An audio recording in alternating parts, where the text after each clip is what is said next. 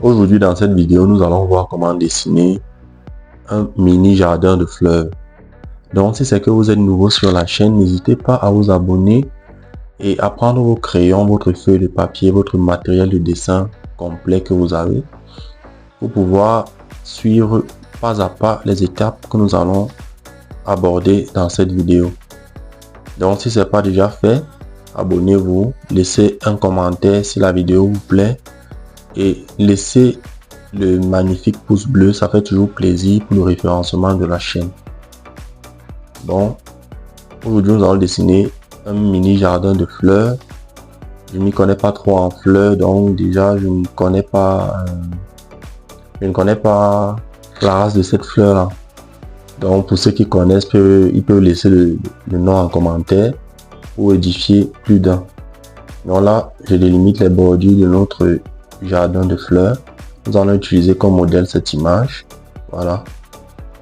Donc nous allons d'abord tout d'abord commencer par le croquis. On peut dire par croquis, on peut parler de l'esquisse ou encore les contours qui vont nous permettre de délimiter chaque fleur les unes des autres. Donc pour ce faire, nous allons utiliser un crayon HB, Critérium de préférence. Mais si vous avez un crayon HB, 2B ou 2H, vous pouvez l'utiliser. C'est aussi c'est aussi bénéfique. Voilà. Donc là, on progresse dans le croquis. On ressort les pétales de fleurs une à une. C'est très important de bien observer le modèle. C'est vrai qu'ici, nous n'allons pas réaliser fidèlement le modèle, mais ce modèle nous permet d'avoir une certaine idée du rendu final. Donc j'utilise la fleur centrale de cette pièce, mais les fleurs secondaires, bon, il y a certaines que j'ai omises. Là, ça ne dérange pas. Voilà, on représente un peu le feuillage pour que ça donne l'impression d'une végétation fluorescente. Voilà.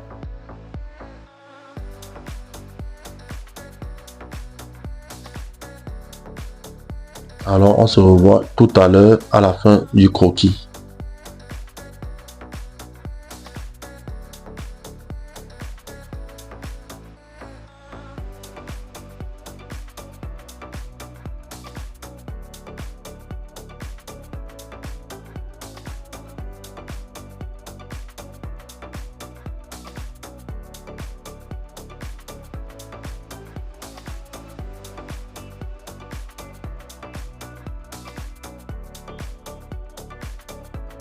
Voilà, une fois le croquis terminé, nous allons directement passer à l'arrière-plan.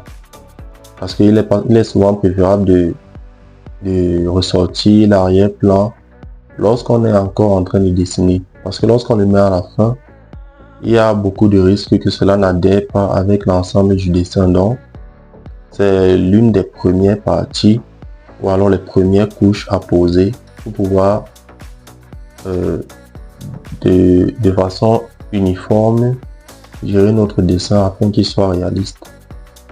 Voilà, nous avons déjà fait notre fond, nous avons estompé et je précise là que l'estompage a été fait au pinceau de maquillage,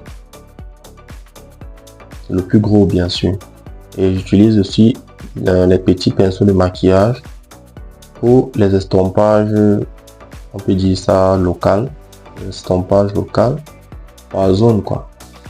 Voilà, parce que là on estompe pas toutes les parties du dessin. Il y a des parties qui nécessitent vraiment un estompage afin de pouvoir poser les différents détails. Donc là on commence d'abord par remplir les zones les plus sombres. Donc là on va beaucoup jouer avec les contrastes parce que rappelez-vous, pour ressortir un niveau de réalisme poussé, il faut exagérer sur les contrastes, à savoir exagérer sur les blancs et sur les noirs. Donc lorsque on exagère sur les noirs et sur les blancs, ça permet Ça permet de donner un certain sens au dessin, une certaine direction qui nous permet d'avoir des nuances de gris intermédiaires entre le blanc et le noir afin que cela se fonde dans la masse et donne un effet beaucoup plus réaliste. Les blancs sont généralement utilisés pour les reflets et pour la lumière, et le noir c'est beaucoup plus utilisé pour les ombres. Donc dans ce dessin on va aller du plus sombre au plus clair. Donc c'est un peu ce principe là que j'ai essayé d'utiliser dans cette vidéo pour vous montrer comment ça se passe.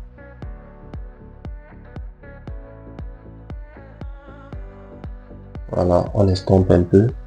J'espère que vous me suivez, hein. Allons-y ensemble. C'est vrai, la vidéo en accéléré. Je pense que vous distinguez chacun de mes gestes et chacun des outils que j'utilise. Là, je suis en train de faire un aplat sur les pétales de fleurs avec un crayon 5B.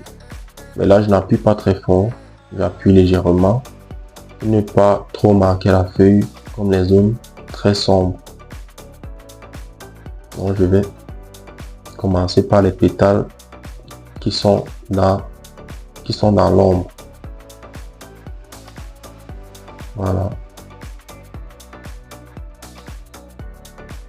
Donc, on va délimiter la zone qui sépare les pétales de la fleur de pollen. Je sais pas si c'est ça, comme ça on appelle ça, ou les spores, je sais pas trop. Je ne connais pas trop en fleurs. Mais bref, on délimite cet espace-là. Parce que on ne doit pas être mélangé.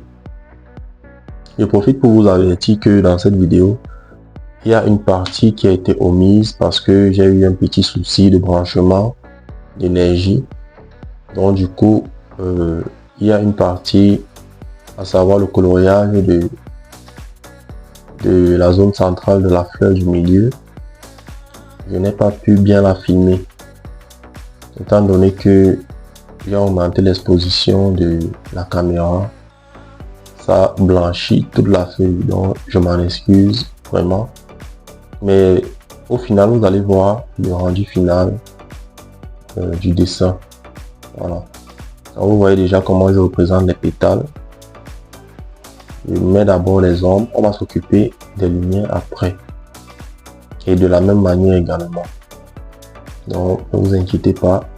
La partie qui a été omise, certes, elle était importante, mais à ce niveau déjà, vous pouvez avoir une idée de comment j'ai fait cela. Vous voyez, lorsque je colorie les différents pétales, je laisse des zones blanches et je vais venir avec ma gomme perfection ressortir encore plus le blanc que j'ai laissé volontairement sur chaque pétale et que cela donne un rendu plus réaliste. Voilà. Donc voilà le dessin déjà terminé. Je vais utiliser là un fixatif de la marque Meris pour fixer notre dessin. Donc là j'ai utilisé des crayons de couleur pour enfants, donc je n'ai pas utilisé un matériel pro pour ressortir cette petite zone colorée. Donc j'espère que vous avez apprécié la vidéo et que ce dessin ou alors le contenu que j'ai proposé vous a vraiment plu, parce que je fais tout cela pour vous. Voilà le rendu final du dessin.